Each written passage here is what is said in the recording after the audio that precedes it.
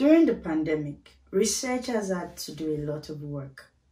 They did a lot of work so that they would be able, so that they were able to arrive at certain conclusions, and they gave recommendations to those in power, that's the politicians now, for them to now make certain rules like, okay, it is now a criminal offense for you not to use your mask. It's a criminal offense for you to visit somebody else. It's a criminal offense for you to go outside your bubble and all that. It was based on their recommendation for some of these rules to come into place. And that's exactly what a policy brief does.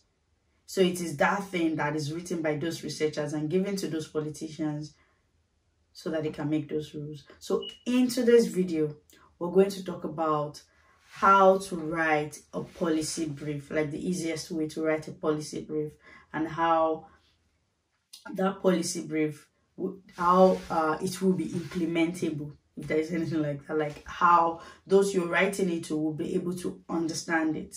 So if that sounds like what you're looking for, then definitely keep watching. Welcome back. So if you are new on this channel, welcome to this channel. This channel is all about academic writing and research. So if that sounds like what you're interested in, then tap on that subscribe button, turn on that bell notification. And if you're not new, welcome back. Okay, it's good to have you back. All right, in today's video, we're going to talk about how to write policy brief. Okay, so I got a message from one of my subscribers asking me if I could explain how to write a policy brief, but I assume that she's writing it as an essay for one of our coursework. So I don't know what the word count is, and I don't know what is expected, but I'm going to give the brief rules or the brief things that I know about policy, right? Like when you want to write a policy brief, and what are the things that you should make sure of. Okay, and because it's, anyway, let's go on. Okay, and then we would break it down one after the other. But let's start with, what is a policy brief? That's what I said in the intro. Before policies are made, some research would have gone on, certain conclusions would have been drawn, and then based on that conclusion, recommendations are made. So they're like, policy briefs are like practical recommendations that are given to policymakers. So this implies that you have to give them the recommendations in terms that they can relate to. You can't write them in medical jargons or in your specialist jargons language, right? So no, you have to write it in simple, plain, understandable English that a policymaker would be able to relate to. So that is what a policy brief is that piece of tool, because it might not be a paper, it might actually be an electronic one. Well, it's that piece of document that would help with making policy. But it has to be relatable. It has to be practical recommendation, basically. Before you go ahead to write the policy brief, you have to understand what you intend to achieve with it, how you intend to pass the message across to them, and what change you're looking to implement or what change you're looking to achieve.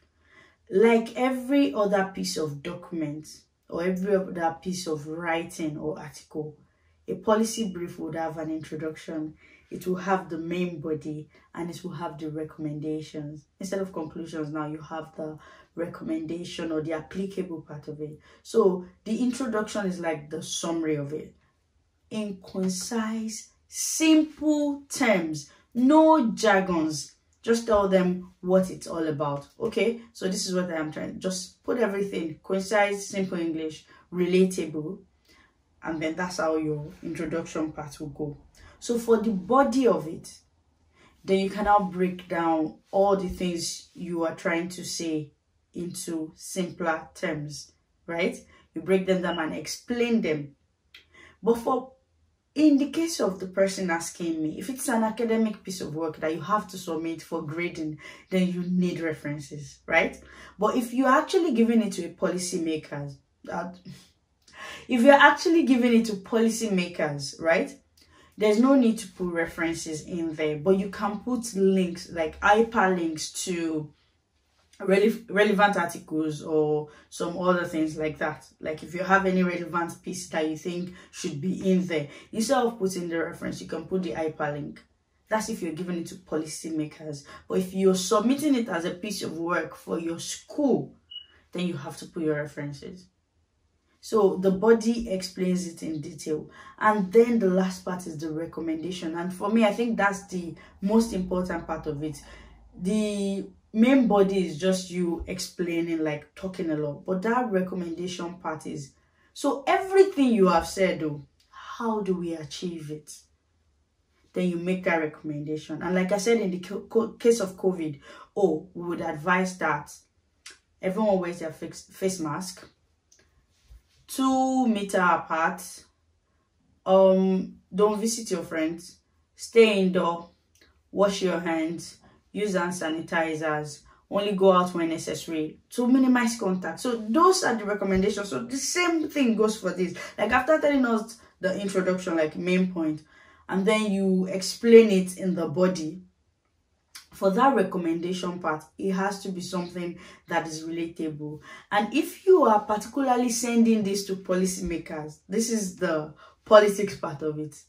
You've made your research, you have your recommendation, and you have sent it to them. Yes, it is good for the world, but the world doesn't work that way. They are politicians. So how do they benefit from that? What do they stand to gain from this? It might be that, okay, if they do this, it would be part of what they have promised the people. It would be a reason for people to vote for them in the next election. It would be part of their achievements. Do you understand? So how do they benefit? It would be nice to include that. And of course, you include your name and your contact details so that they'll be able to reach out to you if they have any question. So basically, that's why I know that a policy brief is. And I haven't written many policy briefs, but at least I've written a couple. So that's what a policy brief is all about. So I hope that I have been able to answer the question for my subscriber who asked this question. I think the name is Aderonke. So Aderonke, I hope that I have been able to answer your question. And if not, please send me an email or leave a comment in the comment section if there is a particular part of the policy brief that you would like me to talk about a bit more. But that's all policy brief is all about. So thank you so much for watching this video this far. I hope you have liked, I hope you have subscribed, I hope you loved it. And if you want me to go a bit more in depth or show you how it is written, then let me know in the description box and we can probably make a video about it. So till I see you again in my next video, or till you see me again, I keep saying that every time. Anyway, till I see you again in my next video, make sure you put a smile on somebody's face. Bye.